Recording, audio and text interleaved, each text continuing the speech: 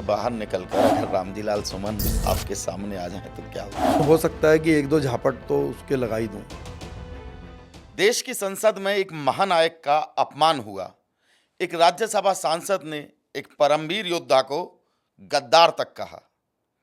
और ताज्जुब देखिए, इस सियासत की बेशर्मी देखिए कि पूरी की पूरी पार्टी उस सांसद को बचाने के लिए खड़ी हो जाती है। राणा सांगा के नाम पर वो विवाद शुरू हुआ और आज उसी विवाद पर बातचीत करने के लिए मेरे साथ मौजूद हैं एक और राणा, जिनका नाम है शेर सिंह राणा। शेर सिंह राणा की कहानी आप जानते हैं, किसी परिचय के ये मोहताज नहीं है, क्योंकि शेर सिंह राणा खुद ही अपने आप में एक इंट्रोडक्शन है। तो बिना देर किए शुरू करते हैं शेर सिंह राणा का शेर दिल पॉडकास्ट। तो सर, सबसे पहला सवाल मेरा यही है, क्या होने जा रहा है आगरा में 12 अप्रैल को? क्या करने जा रहे हैं आप? देखो, 12 अप्रैल को महाराणा सांगा जी की जयंती का कार्यक्रम रखा हुआ है और जिस प्रकार से जो रामजी लाल सुमन हैं उन्होंने महाराणा सांगा जी के लिए गलत शब्दों का इस्तेमाल किया और उनको मानने वाले लोगों को गद्दार बोला, तो ये बड़ा दुर्भाग्य है। तो हम ये दिखाना चाहते हैं रामजी लाल सुमन को, उनके पार्टी समाजवादी पार्टी को, कि आप गलत हैं और इस मंच से, जो उनकी जयंती का जो मंच है, उस मंच में सभी जाति सभी वर्गों के लोग आएँ, हर पार्टी के लोग आएँ और जब वो हमारे महापुरुष का गुणगान करेंगे तो रामजी लाल सुमन खुद जो है गलत साबित हो जाएंगे। तो हमारा ये भी प्रयास है कि इस मंच पे जो है वो बहन मायावती जी को या इस तरह के जो भी बड़े डिग्निटरीज़ हैं उनको भी हम निमंत्रण दें। बीजेपी में योगी जी को भी मैं तो चाहता हूं कि हम निमंत्रण दें, क्योंकि जब वो मंच पे आके महाराणा सांगा जी की जय जयकार करेंगे, उनके लिए अच्छे विचार रखेंगे, तो देश में एक अच्छा संदेश जाएगा। सर, आगरा जा रहे हैं आप 12 को, ठीक है। रामजी लाल सुमन ने जो कहा वो अशोभनीय तो है ही, क्योंकि बाबर जैसे आक्रांता का आप बचाव कर रहे हैं और देश के एक परमवीर को गद्दार कह रहे हैं। इससे देश माफ़ तो करेगा नहीं। लेकिन करणी सेना ने अभी जो कुछ किया है आगरा में, उसको क्या शेर सिंह राणा सपोर्ट कर रहे हैं? उस एक सांसद के घर पर दावा बोल रहे हैं, क्योंकि इस देश में कानून भी है, संविधान भी है, तमाम चीज़ें हैं। नहीं, उन्होंने तो ऐसा कुछ किया नहीं है। देखिए, ये तो आप जो है आइडिया लगा रहे हो। कोई अभी ऐसी कोई पुलिस कंप्लेन नहीं हुई है, कोई ऐसी इन्वेस्टिगेशन में साबित नहीं हुआ कि जो वहाँ पे नौजवान युवा हमारे साथी गए थे उन्होंने रामजी लाल सुमन के घर पे कोई बदतमीज़ी करी हो। वो जो वीडियो कंटेंट आप देख रहे हैं वो तो क्या है कि वहाँ पे ये लोग तो शांतिपूर्वक धरना प्रदर्शन करने के लिए गए थे, अपना आक्रोश प्रकट करने गए थे। वहाँ पे समाजवादी पार्टी के कुछ गुंडे बदमाश पहले से उन्होंने इकट्ठा करके बैठाए हुए थे और उन्होंने जो है इन लड़कों के ऊपर पत्थरबाजी करी, लाठी डंडे चलाए और आप देखेंगे कि बहुत सारे जो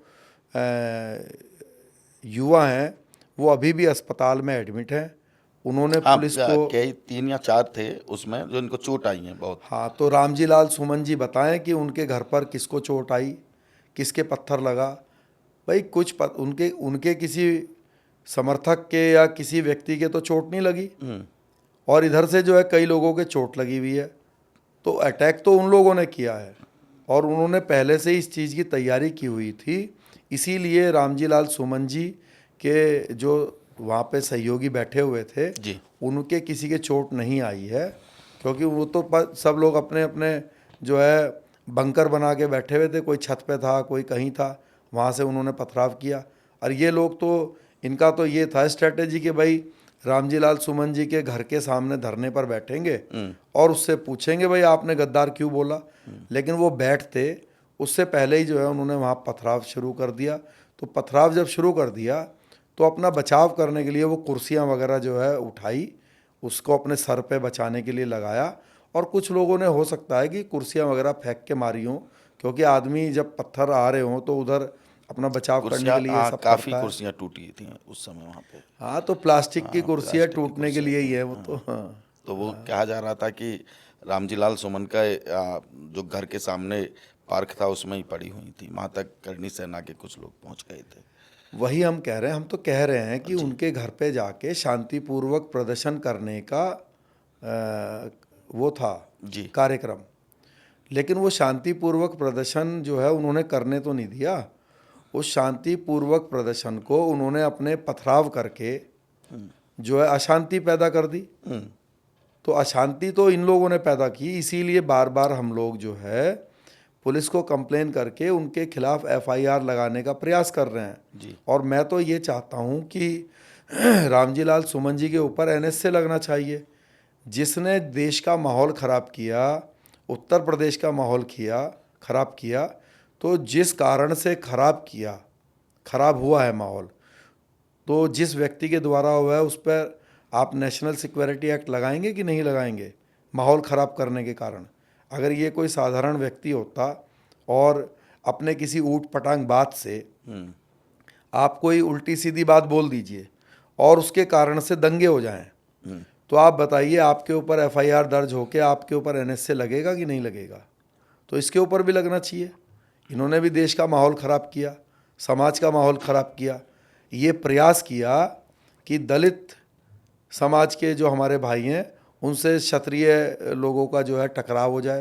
ये तो बहन मायावती जी ने बहुत अच्छा जो है जवाब दिया कि भाई इसको आप समाजवादी पार्टी का सांसद माने, इसको जो है दलित सांसद की निगाह से ना देखें। और ये सच्चाई भी है। अगर दलित समाज से ना होके रामजी लाल सुमन जो हैं वो किसी भी समाज से होते और यही शब्द उल्टी सीधी बात बोलते, तो उनके प्रति भी वही आक्रोश होता समाज के अंदर। जी। जी। इतिहास आपको बहुत पता है, पृथ्वीराज चौहान से लेके मोहम्मद गौरी तक का इतिहास पढ़ा है आपने, बेमई कांड हो। पृथ्वीराज चौहान की खातिर तो आपको इतिहास के साथ साथ भूगोल भी पढ़ना पड़ गया था, अफगानिस्तान आप गए थे। लेकिन राणा सांगा पर आपका इतिहास क्या कहता है? आपकी नज़र में राणा सांगा कौन है? देखिए, जितना हमें जानकारी है वो ये है कि भाई राणा सांगा जी ने इस देश के हमारे महान योद्धा हैं, हमारे महान पूर्वज हैं, और इस देश के जितने भी कोई किसी भी जाति या धर्म में पैदा हुआ व्यक्ति हो, उन सबको उनका सम्मान करना चाहिए। विशेषकर दलित भाइयों को जी। ये विचार करना चाहिए कि उनके लिए रामजी लाल सुमन ज़्यादा इम्पोर्टेंस रखते हैं या फिर रविदास जी इम्पोर्टेंस रखते हैं। जो गुरु रविदास जी हैं, इस जाटव समाज के अंदर मन चंगा तो कठौती में गंगा, नहीं, गुरु रविदास। भाई गुरु रविदास जी से ज़्यादा मतलब रिस्पेक्टेड या एक महान आत्मा तो उस समाज में मुझे लगता नहीं है कि कोई आई हो अभी तक। उनका तो सब सम्मान करते हैं।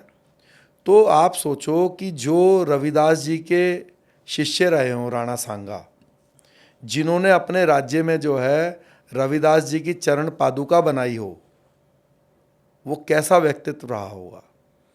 वो भी उस समय जब दलित समाज ये बोलता है कि हमारे साथ बड़ा भेदभाव होता था जाति के आधार पे, तो उस भेदभाव को दरकिनारा करके राणा सांगा जी ने रविदास जी को अपना गुरु माना और गुरु मान के उनको मेवाड़ में निमंत्रण दिया, और मेवाड़ में जो है आज भी उनकी चरण पादुका का मंदिर बनाया हुआ है। और जो मीराबाई थी वो तो मतलब जानी जाती हैं कि वो तो रविदास जी की बहुत बड़ी भक्त थी। तो ये वही परिवार है। तो मेरे ख्याल में रामजी लाल सुमन को तो उन्हीं के समाज द्वारा सबक सिखाना चाहिए कि जो व्यक्ति रविदास जी के बताए मार्ग पर चला है, उस व्यक्ति को आपने जो है गद्दार किया घोषित, तो ये आपका जो है इसका सबक उस परिवार को मिलना चाहिए। सिर्फ रामजी लाल सुमन को नहीं, जो रामजी लाल सुमन जी का जो लड़का है, जो पूर्व विधायक है, उसको राजनीतिक रूप से जो है ख़त्म करना चाहिए। उसकी राजनीति बिल्कुल ख़त्म करनी चाहिए।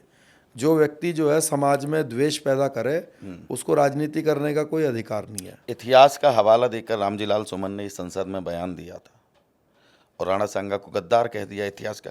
तो आपको क्या लगता है, क्या जानबूझकर वामपंथी इतिहासकारों ने ऐसी गलतियां की कि हमारे जो हीरो थे, हमारे आदर्श थे, प्रेरणा स्रोत थे, उनको गुमनामी के अंधेरे में रखा वामपंथी इतिहासकारों ने, और जो नायक थे उनको खलनायक बना दिया और खलनायकों को नायक बना दिया? देखिए, बात ये है कि वामपंथी इतिहासकारों ने भी उनको गद्दार कहीं पर नहीं लिखा है।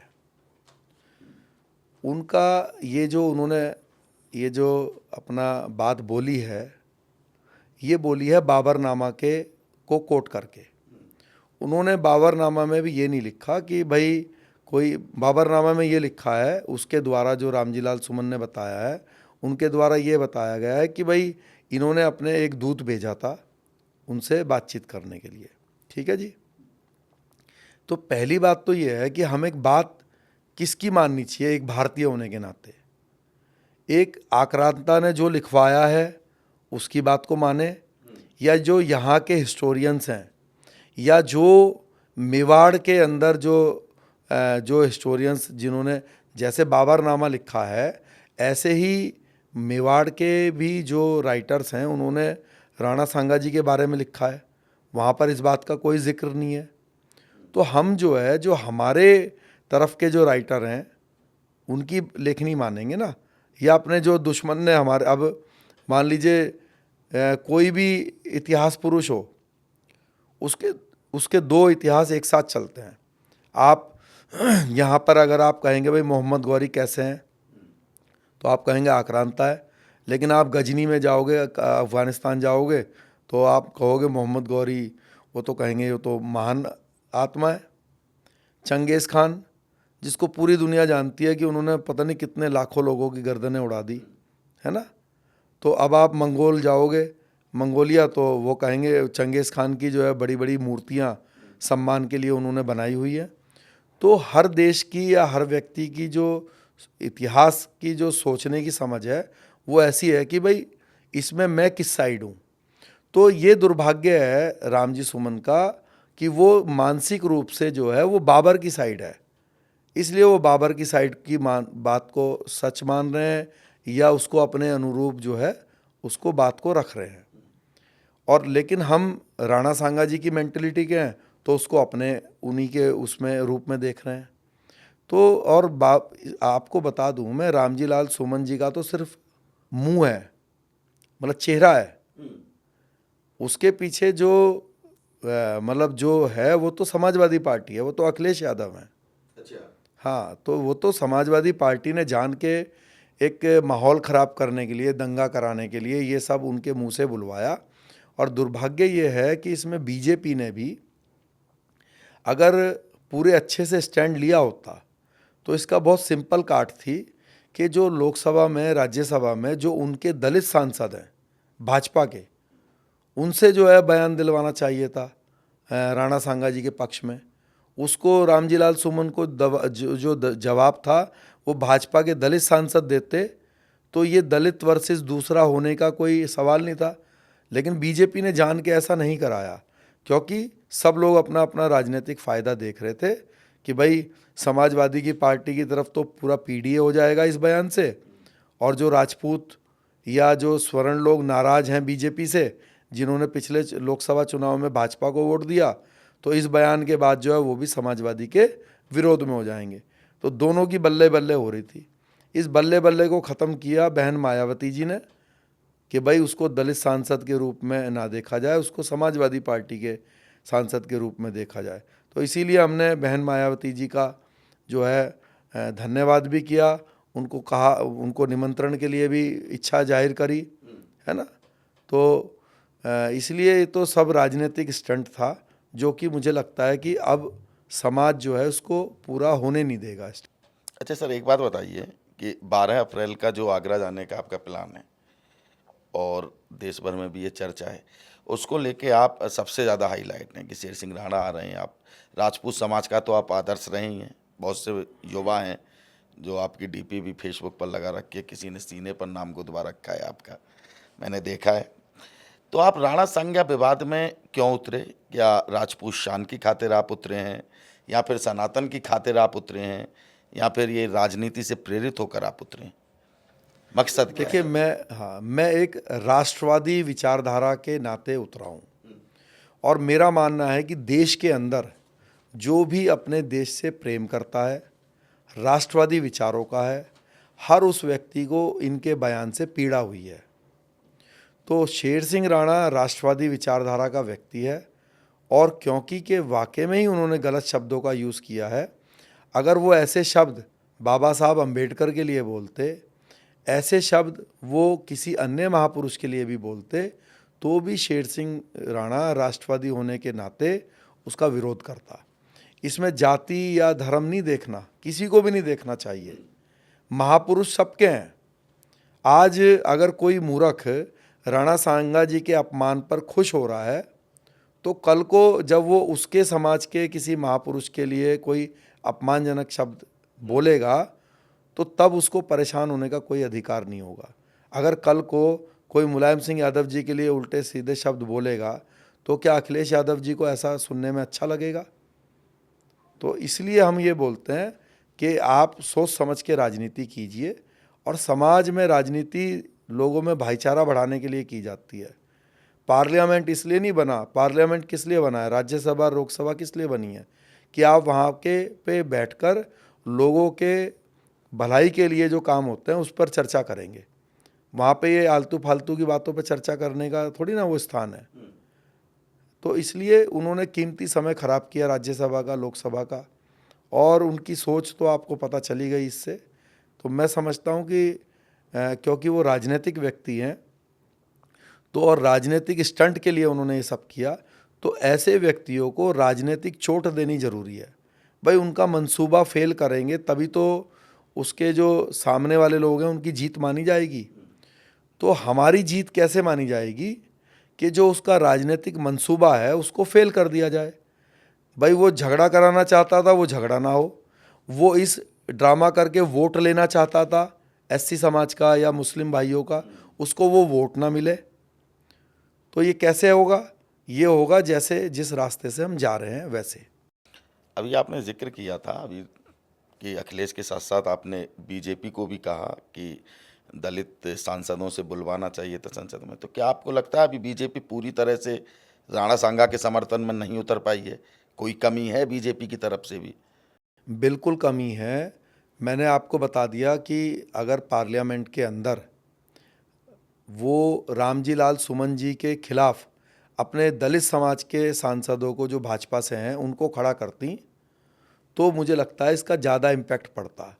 लेकिन अगर वो उनको खड़ा करती तो बीजेपी का फिर राजनीतिक जो वोट है वो मतलब वो जो इच्छा रखते हैं वो पूरी नहीं होती। भाई सीधी सी बात है, इस राजनीतिक समीकरण में किसका घाटा किसका फ़ायदा है? ऐसे शब्द बुलवा के उन्होंने एक तीर से कई निशाने साधने की कोशिश करी कि भाई दलित पिछड़ा मुस्लिम अखिलेश जी साधने की कोशिश करी, और राजपूत सांसदों ने जैसे अनुराग ठाकुर जी ने पार्लियामेंट में बोला, और कुछ और लोगों ने भी बोला जनरल कास्ट के नेताओं ने, लेकिन दलित सांसद से क्यों नहीं बुलवाया? इसीलिए हमने राष्ट्रवादी जनलोक पार्टी बनाई हुई है। अगर राष्ट्रवादी जनलोक पार्टी का कोई सांसद दलित समाज से होता तो मैं स्पेशली इस बात का ध्यान रखता कि रामजी लाल सुमन जी की कार्ड जो है वो अपनी पार्टी के दलित सांसद से ही सच बात बुलवाता, और राणा सांगा जी की तारीफ में और उनकी सच्चाई जो है वो उसके मुंह से ही बुलवाता, खुद ना बोलता, उनके मुंह से बुलवाता, जिससे कि इनकी स्ट्रेटेजी जीरो हो जाए। भाई बार बार यही तो ड्रामा कर रहे कि दलित सांसद, ये बात ही ख़त्म हो जाती जब सामने भी दलित सांसद ही उस बात का विरोध करता। तो नहीं सर, ठाकुर समाज को जो भी दूसरे राजनीतिक दल हैं वो कहते हैं बीजेपी का वोट बैंक है, और अखिलेश यादव तो कई बार कह चुके हैं, उन्होंने कई बार कहा है कि इसमें तो ठाकुर समाज को बहुत बढ़ावा मिल रहा है, ठाकुरवाद चरम पर है, और उसके बावजूद योगी सरकार में ऐसा हो जाता है कि राणा सांगा को एक सांसद जो समाजवादी पार्टी का है वो गद्दार कह देते हैं। तो क्या ये पूरी जो साजिश है, पूरी कहानी है पर्दे के पीछे, ये ठाकुर बनाम ऑल ये दलित मुस्लिम ये सब, इसके पीछे की एक कहानी चल रही है? देखिए, पहली बात तो यह है कि उसने जो बयान दिया है वो दिया है राज्यसभा में, तो इसमें योगी जी की तो खैर कोई मिस्टेक है नहीं, और उत्तर प्रदेश सरकार की भी इसमें कोई मिस्टेक नहीं है, क्योंकि पार्लियामेंट में दिया बयान के ऊपर आप एफआईआर भी दर्ज नहीं कर सकते हैं, है ना। लेकिन बाहर आके भी उसने एक दो बार बयान दिया है, तो उसमें मैं चाहूँगा कि योगी जी उसको जो है NS से लगाएं और उसको ऊपर FIR दर्ज करें। बाहर जो बयान दिए हैं, पार्लियामेंट के बाहर भी उन्होंने एक दो बार उल्टा सीधा बयान दिया है। ठीक है जी। तो इस बात पे तो ये है। दूसरी बात ये है कि यहाँ पे जो जातीय समीकरण है उत्तर प्रदेश में, राजनीतिक रूप से अखिलेश यादव जी पूरी तरह से ये मन बना चुके हैं कि उनको तो स्वर्ण वोट चाहिए ही नहीं। इसीलिए वो दिन रात सोते जागते एक ही नारा लगाते हैं, PDA PDA PDA PDA। तो आप बताओ कि इस देश में ऐसा एक राजनीतिक व्यक्ति और पार्टी मौजूद है जो खुलेआम समाज में भेदभाव पैदा कर रहा है। ये सबसे निकम्मापन है समाजवादी पार्टी का और उसके नेताओं का। और आज जो समाजवादी पार्टी में अरविंद भदौरिया जी या इनके जैसे लोग हैं, इनको शर्म आनी चाहिए कि इनका नेता खुलेआम कह रहा है कि मैं PDA का नेता हूँ। अनुराग भदौरिया, अनुराग भदौरिया या और भी जो लोग स्वर्ण जाति के लोग उसमें हैं, उनका नेता खुलेआम बोल रहा है PDA। कोई दिक्कत नहीं है। लेकिन आपको प्रश्न करना चाहिए ना जी, जनरल के का क्या होगा आपके राज्य में? भाई आप कह रहे हो मैं तो PDA की लड़ाई लड़ रहा हूँ। भाई ठीक है, आप PDA की लड़ाई लड़ो, लेकिन जनरल का आप ये कहो भाई मैं सबका नेता हूँ, जिसका जो अधिकार होगा मैं उसको वो अधिकार दूंगा। मेरे PDA भाइयों के साथ अगर भेदभाव हो रहा है तो उनका भी अधिकार सुरक्षित करूंगा। लेकिन आप ये तो नहीं बोल सकते ना कि मैं सिर्फ PDA को ही दूंगा और जनरल कास्ट जाए जो है समुंदर में जाके डूब जाओ सब। भाई हम भी देश के नागरिक हैं, तो सबकी जिसका जो अधिकार है वो मिलना चाहिए। और मुझे लगता है कि ये जो जाति के आधार पर राजनीतिक समाजवादी पार्टी खेल रही है, ये समाज के लिए अच्छा नहीं है। 2027 में इनको हम लोग अच्छे से सबक सिखाएंगे। अभी भी हम बता रहे हैं, राष्ट्रवादी जनलोक पार्टी के जो लोग हैं अब गांव-गांव में जाएंगे, पूरे उत्तर प्रदेश में जाएंगे और अपने पिछड़े समाज के भाइयों को एक बात समझाएंगे। देखो अखिलेश यादव जी क्या बोलते हैं, मैं पिछड़ों का नेता हूँ, मैं पिछड़ों का नेता हूँ, बोलते हैं कि नहीं? मैं आपसे अखिलेश यादव जी ये पूछता हूँ, भाई आप पिछड़ों के नेता हैं, आपने समाजवादी पार्टी नाम की दुकान खोली हुई है और हल्ला मचाए जा रहे हो, पिछड़े आ जाओ, पिछड़े आ जाओ, सब तुम्हें यहाँ से नौकरी मिलेगी, समाजवादी पार्टी की दुकान से तुम्हारे लिए योजनाएं बनाएंगे। और जब पिछड़े समाज के भाई इनके पिताजी के बहकावे में आए या इनके बहकावे में आए तो इन्होंने क्या किया, लाइन लग गई ना जब, तो पीछे का शटर खोला अपनी दुकान का और इशारे से सारे यादव भाइयों को पीछे बुलाया और सारा जो माल है वो पीछे जो है यादव भाइयों को सारी नौकरियां और सारी योजनाएं का लाभ उनको दे दिया। तो जो पिछड़े के नारे पर जो हमारे सैनी भाई आए थे, जो गुजर भाई आए थे, जो लोधी राजपूत आए थे, जो कश्यप भाई आए थे या पिछड़े समाज के जो अन्य जाति वर्ग के लोग आए थे, उनको तो इन्होंने कुछ नहीं दिया। और ये कोई हवा हवाई बात नहीं है। आप अखिलेश जी के जब सत्ता थी तब चेक करा लीजिए, या मुलायम सिंह जी जब मुख्यमंत्री थे तब चेक करा लीजिए। पिछड़े के लिए जो भी योजनाएं आई हैं या नौकरियों में जो भागीदारी है, कम से कम भी 80% जो हिस्सा है वो सिर्फ यादव भाइयों को मिला है। चाहे उत्तर प्रदेश पुलिस को आप देख लीजिए, तो पिछड़े समाज में जो दूसरी जातियां हैं तो उनके लड़के क्या फिट नहीं है कि पुलिस में भर्ती होने के लिए, या उनके अंदर क्या कमी है? इन्होंने भेदभाव किया। और वो भेदभाव कौन मिटा सकता है? वो भेदभाव मिटा सकता है शेर सिंह राणा। अगर पिछड़े समाज के भाई राष्ट्रवादी जनलोक पार्टी से जुड़ जाएं तो ये जो कुर्सी है, भाई मैं कितना भी जो है अपने समाज से या स्वर्णों से कितना भी प्रेम रखूं, लेकिन जो मान लीजिए 10 कोई नौकरियां हैं और वो पिछड़े समाज के लिए आरक्षित हैं, तो मैं किसी ब्राह्मण को, ठाकुर को, बनिए को तो उन 10 कुर्सी पे बैठा नहीं सकता। लेकिन अखिलेश जी उन 10 की 10 कुर्सी पे यादव भाइयों को बैठा सकते हैं, क्योंकि यादव भी पिछड़े समाज में है और जो गुजर भाई हैं, जाट भाई हैं, कश्यप भाई हैं, लोधी राजपूत हैं, वो भी पिछड़े में है। तो इसलिए इन्होंने तो बैठा दिया। लेकिन हम तो नहीं बैठा सकते, तो हम क्या करेंगे? हम न्याय करेंगे। हम क्या करेंगे? एक कुर्सी पे जो है कश्यप भाई को बैठाएंगे, एक पे लोधी राजपूत भाई को बैठाएंगे, एक पे सैनी भाई को बैठाएंगे, एक पे प्रजापति भाई को बैठाएंगे, एक पे यादव भाई को बैठाएंगे। तो जो यादव भाई के हिस्से में एक कुर्सी आती है उस पर बैठाएंगे और मुस्लिम भाई को बैठाएंगे। देखो ये तो मैंने पिछड़े का आपको बात करी। अब आ जाओ जो मुसलमान समाज के लिए तो अल्पसंख्यक के लिए आरक्षण है ही आरक्षण, ठीक है नहीं, तो उस आरक्षण में जो उनको लाभ मिलना चाहिए वो मिलेगा, जरूर देंगे हम उनको। मुस्लिम भाई तो आपको बता दूं, हमसे यहाँ पर बहुत मुस्लिम भाई मिलते हैं, वो बोलते हैं भाई राणा जी आपको आज तक कोई शादाब यादव मिला? मैंने कहा नहीं मिला, लेकिन शादाब राणा है। तो उन्होंने कहा आप और हमारे पूर्वज तो एक थे, तो अगर जो है हिंदू राजपूत एक कदम आगे बढ़ाए तो मुस्लिम राजपूत 2 कदम आगे बढ़ाने के लिए तैयार है।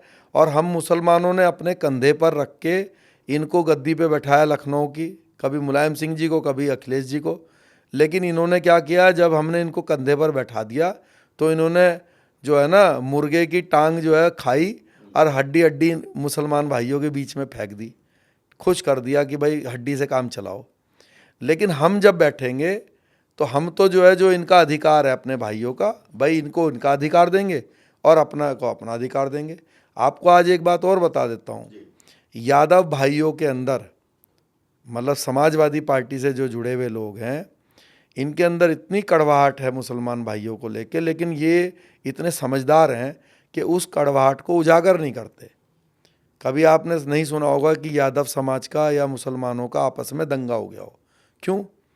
ये बात मुझे एक दिन मैं जो है एक जगह पे बैठा हुआ था, तो एक टीवी पे न्यूज़ चल रही थी, उस टीवी पे मतलब कुछ दिखाया जा रहा था, तो वो क्या बोला, एक लड़का वहाँ पे बैठा हुआ था, कह रहा मेरा मन तो करता है कि ये मुसलमानों को जो है मार दूँ, लेकिन जो है हमारे वोटर हैं ये समाजवादी पार्टी के, इसलिए जो है बस चुप हो जाता हूँ। तो ये लोग तो वोट के लिए मतलब शांत बैठे हैं, वरना मन की भावना वैसी ही है। लेकिन जो मैं मानता हूँ कि जो राजपूत हैं वो तो बहकावे में आके लड़ाई झगड़ा कर देते हैं, तो बहकावे में ना आए।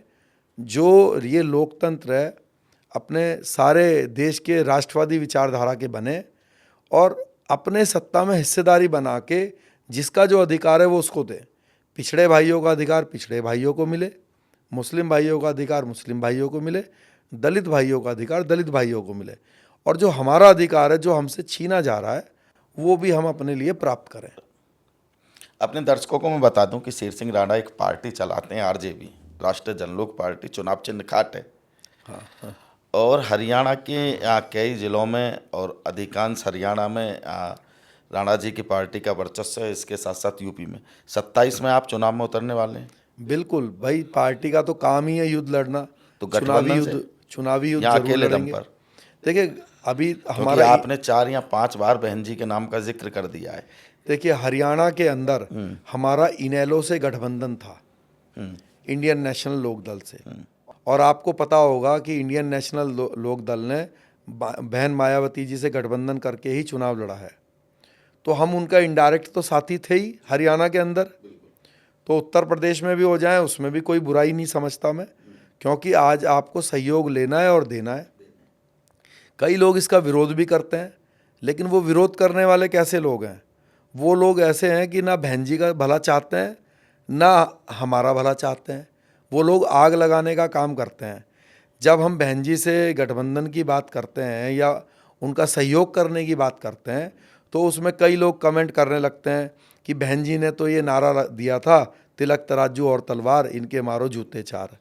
तो ये जो नारा है बहन जी ने कई बार बता दिया, भाई मैंने ऐसा कोई नारा कभी नहीं दिया। जो आपकी अदालत आता है, रजत शर्मा जी ने स्पेशली ये क्वेश्चन उनसे किया था, उन्होंने स्पष्ट बताया कि भाई आप अगर मेरे मुंह से कभी बोले हुए ये वीडियो दिखा दें तो मैं आप जो कहें हार जाऊं। तो बहन जी ने बिल्कुल स्पष्टीकरण इसमें दिया हुआ है। तो वो जो नहीं चाहते ना, तो समाजवादी के एजेंट हैं तो वो बहन जी के खिलाफ करने की कोशिश करते हैं राजपूत समाज को या हमें, और हमारे खिलाफ जो है ये बात चलाते हैं कि ये तो फूलन देवी का हत्यारा है, इससे कैसे हो जाएगा। जबकि मैंने कई बार बता दिया है कि फूलन देवी मर्डर केस से मेरा कोई लेना देना नहीं है। भाई मुकदमे तो लग जाते हैं, अब मुकदमे तो यहाँ पर कई लोगों के ऊपर भ्रष्टाचार के मुकदमे लगे, लालू यादव जी के ऊपर जो है चारा घोटाले का लगा। अब भाई जिसने किया है नहीं किया है तो ईश्वर ही जानता है ना।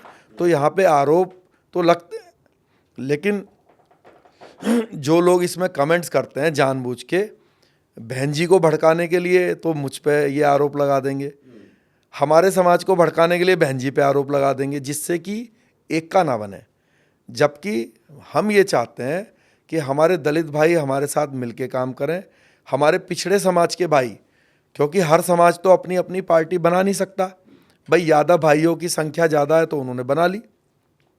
जब यादव भाइयों की समाजवादी पार्टी बनी और इन्होंने समाज के दूसरे जातियों को कुछ नहीं दिया, तो संजय निषाद जी ने निषाद पार्टी बना ली, सोनेलाल पटेल जी ने अपना दल बना लिया।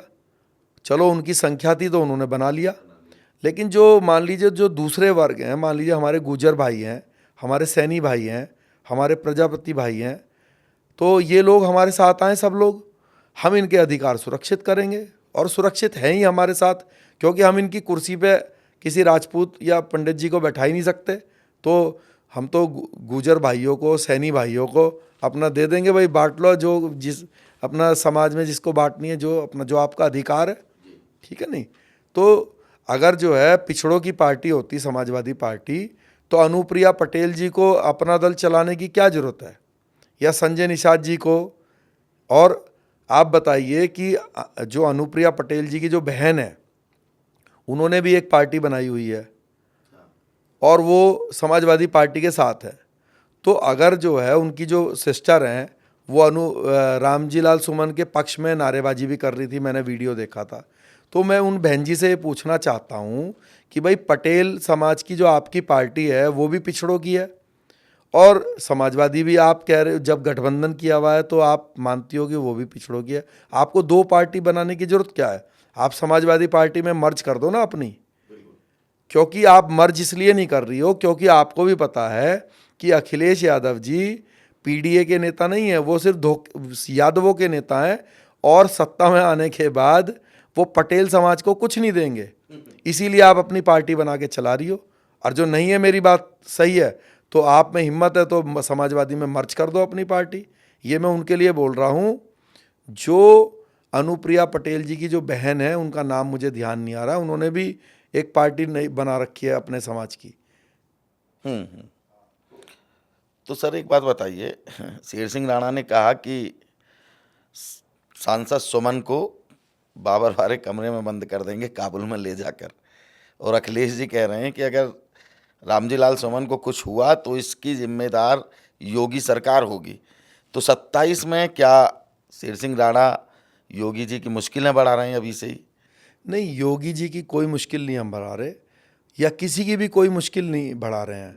हम बात कर रहे हैं राष्ट्रवाद की, हम बात कर रहे हैं अपने अधिकारों की, हम बात कर रहे हैं अपने समाज के तरक्की की। अगर किसी के राज में हमारे समाज की तरक्की हुई हो तो हम उसका साथ देने के लिए तैयार हैं, लेकिन हम देख रहे हैं कि हमारे साथ भेदभाव हो रहा है।